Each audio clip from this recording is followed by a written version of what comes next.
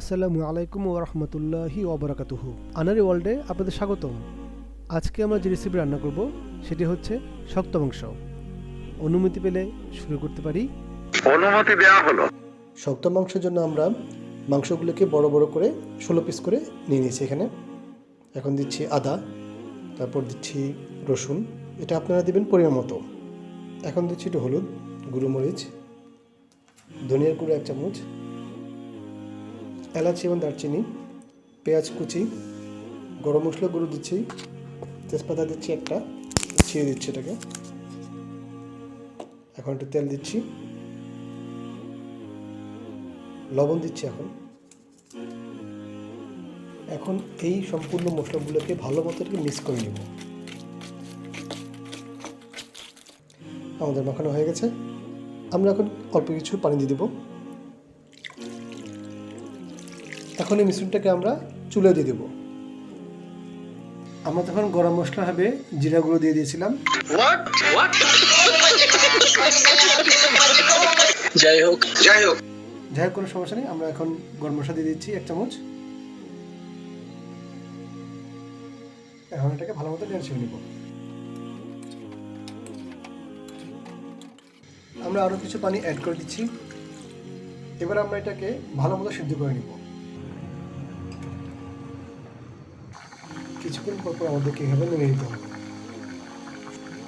যেহেতু এখন রাত, তাই আমরা আজকে এটাকে শুধু জাল দিয়ে সিদ্ধ করে রেখে দিব। চুলার আঁচটা আমরা একটু কমিয়ে দিচ্ছি। এখন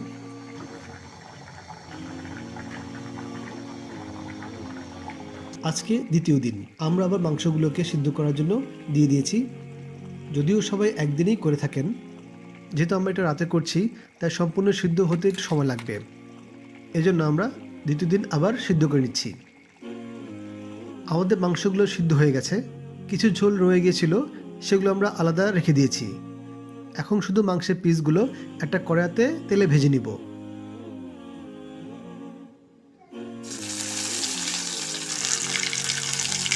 খেয়াল রাখতে হবে যেন আপনার গায়ের তেলটা ছিটে না আসে।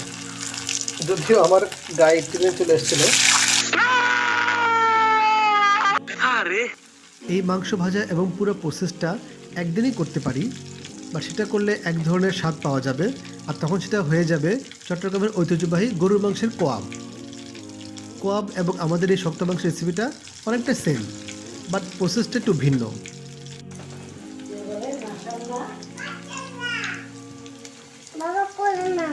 হ্যাঁ নিব। ওদিকে আমার মেয়ে বলছে মাশাল্লাহ, আবার কোলেও আসতে যাচ্ছে। যাই হোক, আমাদের মোটামুটি ভাজি করা হয়ে গেছে। এখন এগুলোকে আমরা উঠিয়ে রাখবো, দেন বাকিগুলো ভাজি করে ফেলবো। কোয়াব এবং আমাদের এই শক্ত মাংসের মধ্যে যে পার্থক্যটা রয়েছে সেটা হচ্ছে এটাকে ভাজার পর আমরা পরবর্তীতে ফ্রিজের জন্য রেখে দিই। এই রেসিপিটা হলো আমার আম্মার রেসিপি। আমার আম্মা এই মাংসগুলোকে 2-3 বার করে ভেজে নেন এবং সেটা পরবর্তীতে ফ্রিজিং করে রেখে দেন, যার ফলে মাংসগুলি শক্ত হয়ে যায় এবং খেতেও ভালো লাগে। আপনারা ইচ্ছে করলে ফ্রিজিংয়ের অপশনটা স্কিপ করতে পারেন। অলরেডি কিছু মাংস ভাজা হয়ে গেছে। এখন শেষবারের মতো বাকিটুকু ভেজে নিচ্ছি। 3 বারের মতো ভাজা হলো। এই ভাজাটা হয়ে গেলে আমরা এই বক্সের মধ্যে করেই আমরা সবগুলো মাংস ফ্রিজে রেখে দিব, আর তখন সেটা অনেক শক্ত হয়ে যাবে।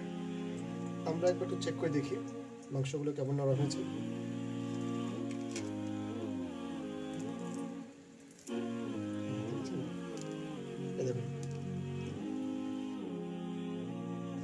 আমাদের রেসিপি এখন কমপ্লিট। আমরা শুধু এখন এটা ফ্রিজে রেখে যখন প্রয়োজন হবে তখন আমরা এটা শক্ত হয়ে গেলে খাবো। আশা করছি আপনাদের এই রেসিপিটা ভালো লেগেছে। আর যদি ভালো লেগে থাকে তাহলে অবশ্যই বাসায় একবার ট্রাই করবেন। আপনারা সবাই ভালো থাকুন, সুস্থ থাকুন। আসসালামু আলাইকুম রহমতুল্লাহি ওয়া বারাকাতুহু।